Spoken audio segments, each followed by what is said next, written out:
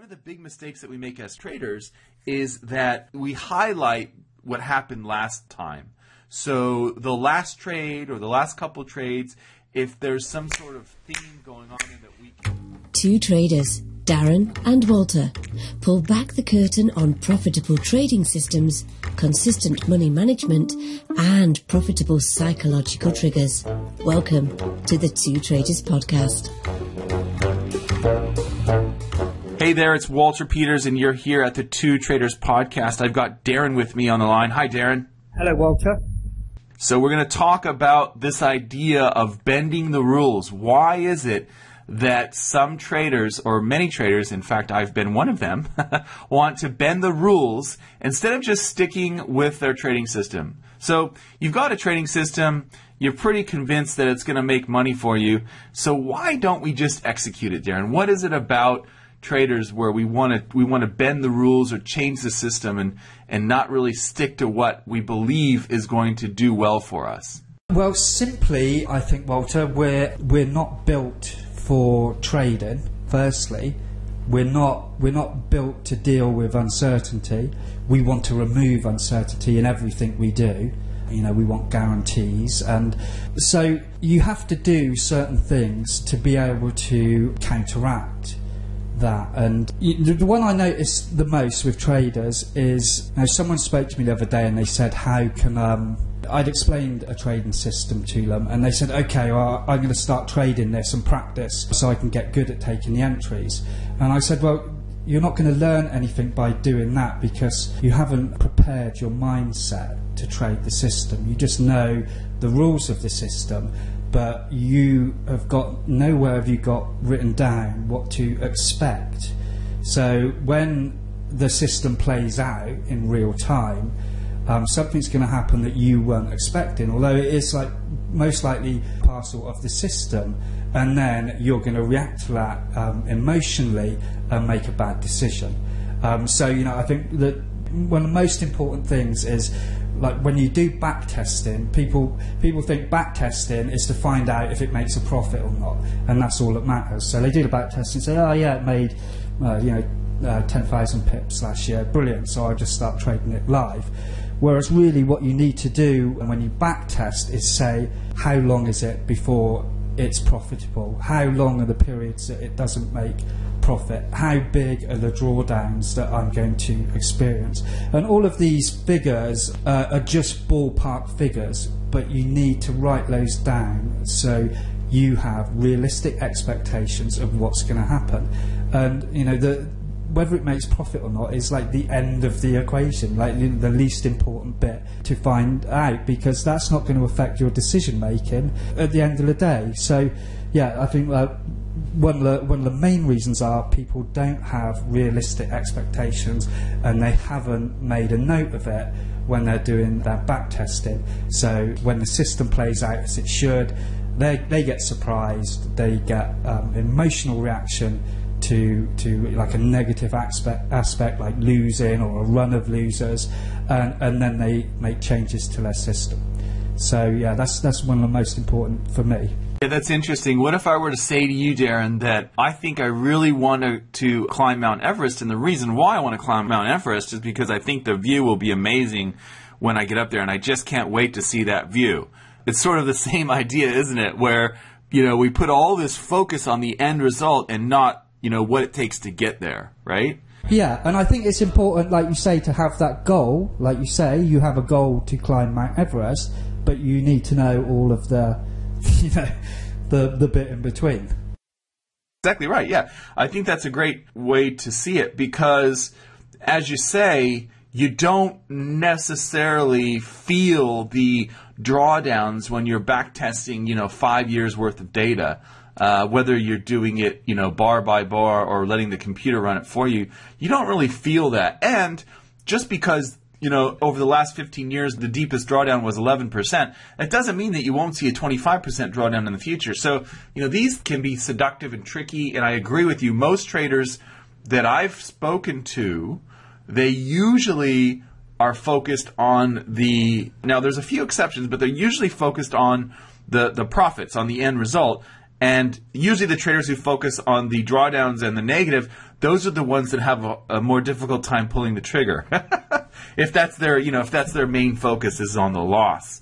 But yeah, so here's what I think. I think that one way to get around this is to trade a little tiny account, with a little bit of money. So let's say if I've got, £80,000 to trade as my trading money set aside, I might only trade, £1,000 with my little mini account.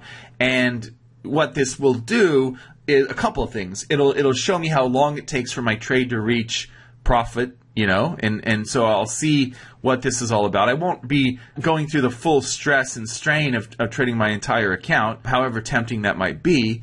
And I also will be able to experience drawdowns with real money, because if you're demo trading or back testing, you don't really feel the pain of real money. And even a small account, it doesn't feel good, when you go through those drawdowns. So I think that for traders out there who are concerned about this issue, people who are worried that, I'm not going to stick to my system, one way to possibly prepare yourself is to trade a mini account, trade a tiny account. Now, does that mean you won't trade or bend the rules in the future? No, I don't think so. I don't think that guarantees that.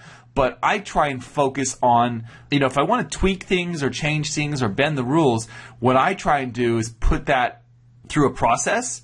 So the process of basically vetting a system. So that would be, it goes from an idea to something that's back tested in Forex Tester, to forward tested, and then to a mini account, right? So I have to put it through these hoops, not really because, I'm concerned about the system. I mean, most of the ideas I come up with fall flat.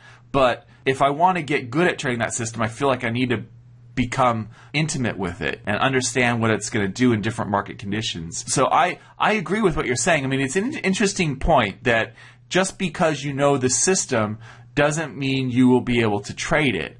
And the reason that's true is because you haven't really grasped the psychology of what it's going to be like to be trading that system, in the live markets. I think that's a really interesting point. So I guess if I were to ask you, let's say, I was someone who said, okay, Darren, well, what do I do then? How do I prepare myself to get to that point where, psychologically, I'm going to have what it takes to stick with this? Well, a couple of things have been proven to help traders, and that is also we as traders, we find the fact that trading appears to be less work than generally what we've done to earn our income before. A lot of us get into it because we've got kind of a bit of a hankering to be lazy, really. It's like, I just, I get up, put on a few trades, go on holiday, make a couple of grand, buy a new car, put a few more trades on. And I think, we're all sort of naturally drawn to that because it's very appealing. And I think we don't appreciate how much extra work you need to do to be able to trade a strategy. And, what's been proven to make a difference is making notes. And this is notes about, like I was saying before, what the expectations of your system are. What was the biggest drawdown in the last, year? What was the average? Make these notes so you've got realistic expectations. Then make some notes about what you're going to do when you're actually in the process of trading. And then you need to make notes about what you're going to do when you've finished trading and you've taken profit or you've taken a loss, or if the market condition changes, what criteria are you going to accept to make a change to your strategy? Because you're allowed to change your strategy, but you need to be doing it based on data and not on emotions. So if the market conditions changed and you've found that perhaps you'd be better off using a slightly wider stop, you're doing that because of all these notes you've made, and the data is telling you that, not just because you've had a bad week and you've lost a load of money, so you just want to change it because you feel bad about yourself. You've got to accept that the market is going to do that to you, and that goes back to the expectations thing. They did some tests on some traders in London. They found that if they had to write down the reasons they were making a change before they were allowed to change their system, then usually by the time they'd finished writing it down, they'd had time to sort of digest what went on and their feelings, and they perhaps calm down from the fact they had a bad day and realise, you know, okay, it was actually just a bad day and I don't need to change anything. So, you know, really, you've got to really get this sort of deeper connection with yourself and understanding that you're going to have these emotional reactions to trading, and emotion's going to play a massive part in your trading and sway your decisions greatly. So unless you've got some way of disciplining yourself, unless there's going to be like a manager stood behind you saying, what are you doing, why you changed the strategy, if you haven't got that, then you need to write it down. And I think, you know, nowadays we don't like writing down. We text and we type on keyboards, and we don't like the actual physical activity of writing down, but it just slows things down and gives you a chance to quantify what you're feeling and make a better decision. So that's how I see it, and it's a fairly simple thing, but a lot of us don't want to do it because we're a bit lazy and we just want to get up and sit at the computer and start trading. And, you know, I think the traders that really do well haven't got a particularly brilliant strategy. They just work harder at the bits that make a difference. Yeah, that's a great point. And the idea of writing it down reminds me of the data on people who've gone through a traumatic life event. So it's the same sort of data. They found that, you know, if you go through something really severe in your life, those people actually process the event and do things like journaling, write it down, and talk about it. They were the ones that were able to basically move beyond it, whereas families and people who would just kind of not talk about it, and it was sort of a taboo topic and it was off limits, those were the ones that had difficulty. So it's really interesting, this idea of journaling or writing down, how it can help you. It can help with clarity, and it can help with processing sort of this idea, this thing. So that makes a lot of sense to me. The other thing that you brought up, which was interesting to me, was the idea that that we're essentially lazy. I think that there's great nobility in this idea that you're going to have your money work for you, because most people don't think that way, right? They think that, you know, I'm going to work for money. So once you make that switch in your mind and have your money work for you, which is essentially what trading is, I think that's a good thing to do. However, I agree with what I believe your main point is that, look, a lot of us, what we're trying to do here is we're trying to free up time, right? In the end, that's what a lot of traders are after. Because instead of trading time for money, they can trade money for decisions. So I make a decision about the markets, I put my decision into my computer, and then I either get paid or I have to pay for the wrong decision. And so essentially it's kind of a way to get away from being locked into a job or something where some situation where you actually have to trade your time for money. So for a lot of traders, it's worth it to aspire to that, and I think that's great. But I also think that one of the big mistakes, and today's topic kind of touches on it, one of the big mistakes that we make as traders is that we highlight what happened last time.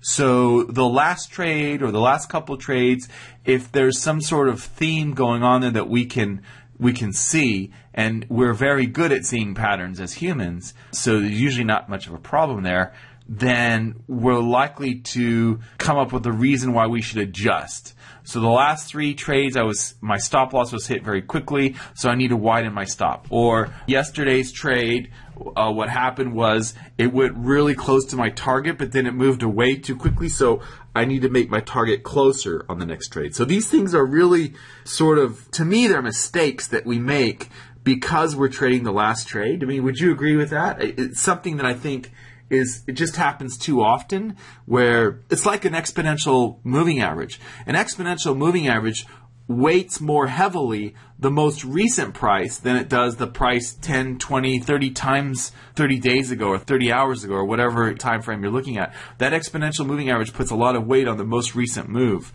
And that's why they move a little bit faster than a simple moving average. But I think we humans sort of use the exponential way of thinking, where we put more value on recent events and we tend to adapt based on what happened recently rather than the big picture. Yeah, I agree with you, Walter, definitely. Again, we're making an impulse decision in the moment. But, you know, once you know that this is natural for human beings to do this, once you decided that your thought processes and your emotions are important in trading, then it's really easy to counteract that. But as long as you're holding the belief that just your pure intelligence and skill and ability alone is going to be enough to see you through, then you're in trouble. And this has been proven time and time again. Now that the traders that are most successful are completely in touch with their feelings, and they can express how they're feeling and how they're feeling when they lose, and how they feel when they win. And these traders are the most successful. So I think as long as you're discounting the importance of your emotions in your trading, or you're trying to suppress them, then you're going to have difficulty, because you're going to react to your feelings in the moment, and that's when people change their system. And the other one is when they hear someone else is doing well, and people instantly want to flock to it, something new that everyone else is interested in, and you just cannot resist it. And again, it's just a natural human reaction and urge. And if you've had a bad week and everyone's writing on this thread, oh, this is brilliant, oh, I love it, brilliant, oh, I love your ideas, and you just instantly flood there, and you're like, well, this is the answer. But again, it's being lazy, because you just want to find an easy, quick solution to the pain that you're feeling because of your bad week. Again, it nearly all comes down to emotions. You put a figure on it, say 70% emotions and 30% strategy. If you want to quantify it, that's if I had to guess a figure, I'd put it in that ballpark, rather than 70% strategy, 30% emotions. So that's how I feel about it. So what are your recommendations? So if you've identified this as a possible problem or an issue in your trading, how do you avoid changing the rules and continually going back and changing it up? What do you do as a trader? Yeah, I think, really simple steps, okay. So the first one is go back to your strategy and redo your back testing. And this time, when you do your back testing, make some notes about the realistic expectations, okay. And now, you don't have to be precisely quantified, but have some idea of what's kind of normal in normal market conditions. Okay, and write that down. So you have some expectations of what's going to happen. It's something you can refer to. It's just going to save you that 25% of mistaken decisions. And if you could just reduce a little bit of bad decisions along the way, it can make all the difference to your trading. And the second one is to define, like you say, climbing Everest, define a goal. Most people don't know what they're trying to achieve by their trading. So define some goals and write them down. What do you want to achieve long term? Or what do you want to achieve in the next year or the next 6 months? Define some goals. And then the last one is that I've probably mentioned in every podcast we've done. Have a look at yourself and your emotions, and study about how humans react to emotions, and learn to get in touch with them, so you know that when you're doing something in your trading, any aspect of your trading, that you kind of put this extra step in between having a feeling and making a decision, where you say, okay, I'm going to make this decision here, what am I basing it on? Is this a good idea, or is it just me reacting in the moment? Get in touch with that, learn about it. There's loads of stuff on YouTube. Find out what you like and what you don't like, and don't find that out by trading. Find that out by just go out with your mates for the night, and when you have some emotional reactions to things, work out what's happening. What exactly is it? Are you feeling like fear or joy or excited? And what's causing that in you? And you'll find a little bit out about yourself. Like I found out recently when I went on holiday that I don't like winning, and I never knew that before. And it's only because I'm kind of aware of my feelings now that I'm kind of looking out for these little telltale signs. And I was in a bar full of loads of people with one pool table and everyone's watching, and I lost a few games, and that felt shit. I really didn't like that. And then I won a few games, and I had exactly the same feeling. And I didn't associate them as being the same feeling before, because I've never sort of really been aware of my feelings and what's going on. And I thought, that's really strange. I never knew that about myself. And then I can refer back to my trading. I can see where I've made mistakes in the past, when I've had losing days and when I've had winning days. So yeah, look at yourself outside of the trading. And I think just those three things really just make a massive difference. Great point. The only thing I would add to the feelings thing is an interesting technique to use is to see yourself. So you kind of think of viewing yourself as a bystander. So let's say that you're getting very upset from a particular trade or something like that. Just step outside and think, what would it be like if I were watching myself right now? That's kind of one way to sort of step outside of it, And another thing you might do is meditate. Meditation or self-hypnosis or whatever you call it, that's another way for us to sort of really slow down. I mean, we live in these, like you say, we live in a life of texting, and there's a lot of information around us, and we don't necessarily have time, or we don't really have the okay. It's not approved for us to actually just slow down and do nothing, right? Which is essentially what you do when you turn inward like that. So that's another thing to do. And the last thing I would say is probably before you get to a point where you're trading a system, have a system for vetting that system, right? So pushing it through a bunch of hoops at the very least, so that you're not making these fly by the seat of your pants sort of changes to your systems based on what happened this week. That's another thing I would definitely strongly consider. But I think your idea of journaling, of writing down stuff, can also really help you in terms of making sure that what you do is not something that's sort of a rash decision, that's something that is actually thought out. So I think that's a really good tip as well. So I really appreciate this, Darren. This has been a good one. Yeah, I've really enjoyed this podcast. Well, I think this is stuff that's really close to my heart, and it's kind of been a big part of sort of my trading most recently, really. And I've personally made most improvements in my trading with these kind of things. So it really can make a difference and improve your results. Great. Well, we'll see you next time, Darren. Take care.